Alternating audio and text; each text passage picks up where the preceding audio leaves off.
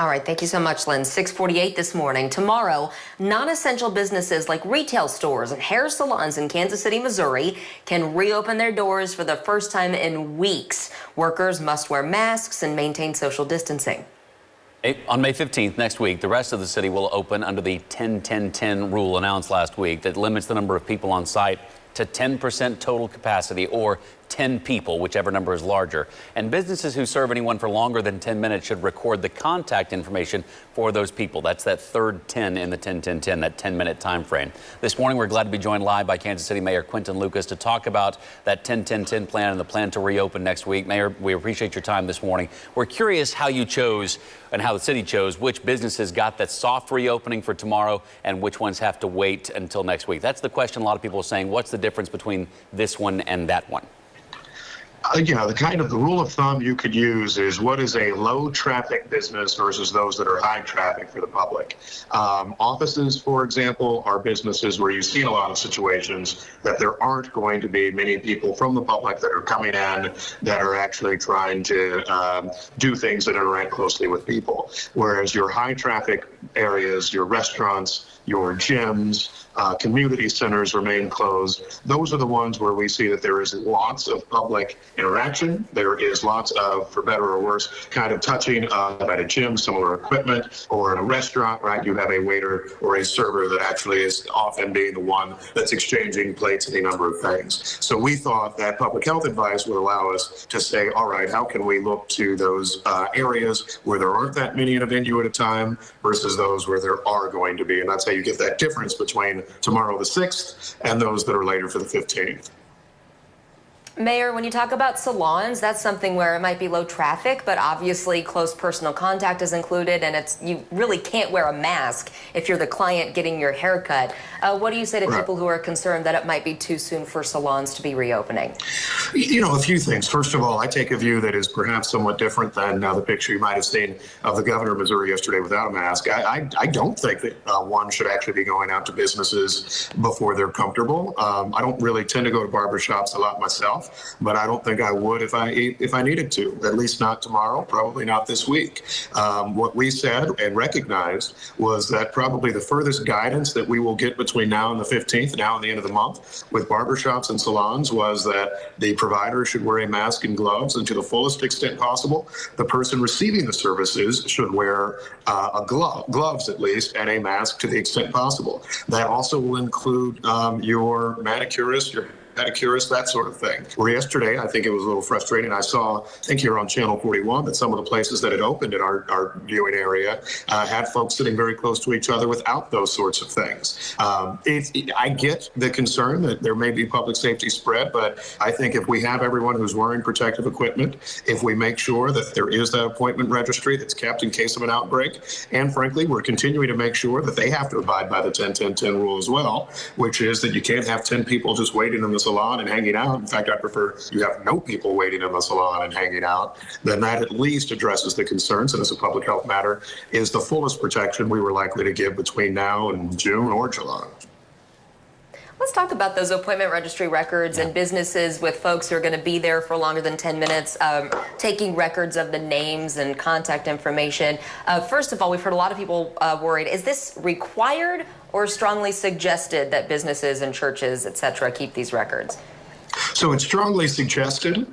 Every church that I've ever gone to, and I'm a regular Baptist churchgoer, does usually have a book where you can sign in, get updates, that sort of thing. We were really asking not for anything to be turned over to the city or for us to do some massive record keeping, but this is more of a recommendation in the event that there is an outbreak at a church, that they actually be able to contact those churchgoers, or if at a restaurant or if at any place, they can tell people you've been exposed to COVID-19. We recommend that you get a test.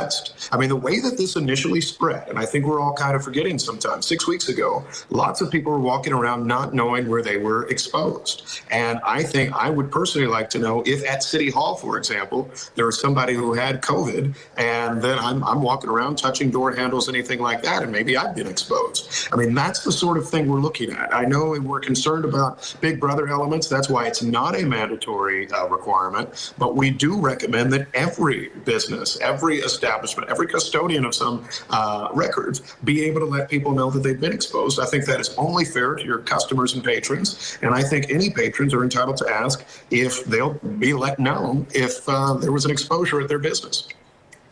We want to ask you about social media a little bit and your reactions to people on social media, because obviously you know, just like we know, that you can't put too much weight into how things happen on social media and what people say. But you've been very active in sharing some of the things that people are asking you about, questions people ask, strong responses you're getting on social media. If anything, what people are asking you, what does that tell you about what Kansas City is doing, how people are responding to, what people are upset about? What, if anything, can you tell us about what you're getting your reactions on social media? You know, not only am I lucky enough to be active on social media, but I also gave up my cell phone number to the city, and so I get all types of stuff. I think I have seen kind of the same back and forth in my messaging and media that I think we've seen in the public. About a week and a half to 2 weeks ago, we started having a lot more folks that were demanding we reopen immediately. And that lasted probably at least a full week. I think what you're seeing, particularly as reopening happens, is that there are more people that are saying, wait a second, how do we make sure our community is safe? What do we do with things, for example, like the fact that the state of Missouri had the largest spike in infections? I believe that it's had this entire crisis just yesterday. I mean, on the day that it opens.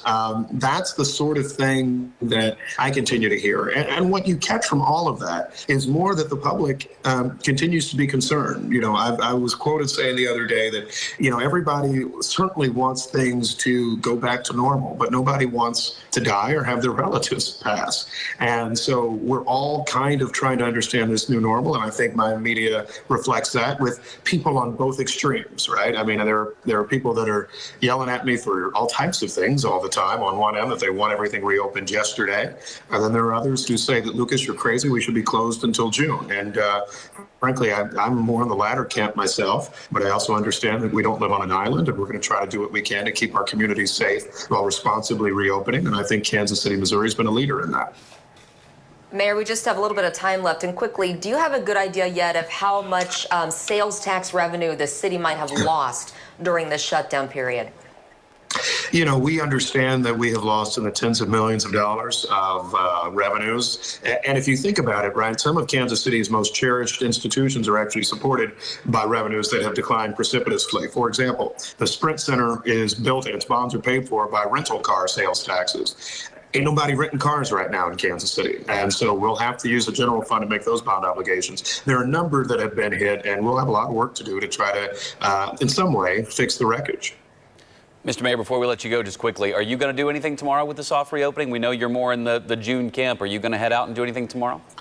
Absolutely not. Absolutely not. I mean, I think we continue to recommend in Kansas City that folks stay home.